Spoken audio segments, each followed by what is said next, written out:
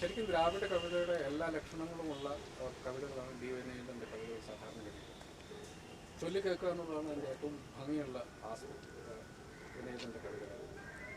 God sir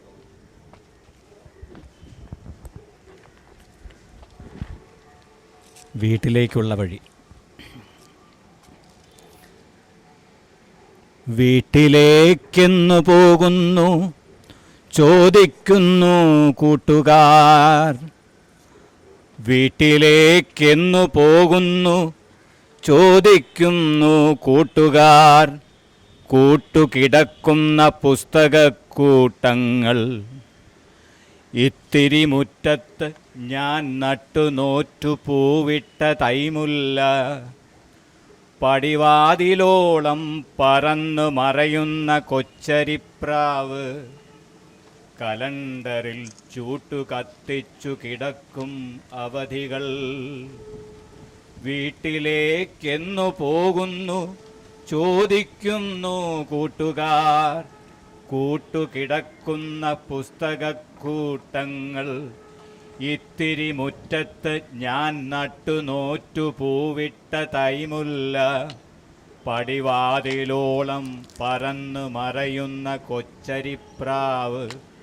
കലണ്ടറിൽ ചൂട്ടു കത്തിച്ചു കിടക്കും അവധികൾ.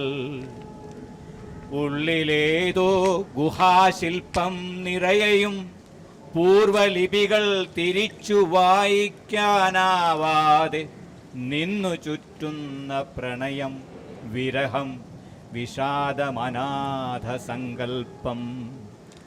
ഉള്ളിലേതോ ഗുഹാശില്പം നിറയെയും പൂർവലിപികൾ തിരിച്ചു വായിക്കാനാവാതെ നിന്നു ചുറ്റുന്ന പ്രണയം, വിരഹം, വിഷാദമനാഥ സങ്കൽപ്പം. ഇന്നു വരും മകനെന്ന് പടിപ്പുരത്തിണ്ണയിൽ കണ്ണു നട്ടമ്മയിരിക്കുമോ? ഇന്നു വരും മകനെന്ന് പടിപ്പുരത്തിണ്ണയിൽ കണ്ണു നട്ടമ്മയിരിക്കുമോ?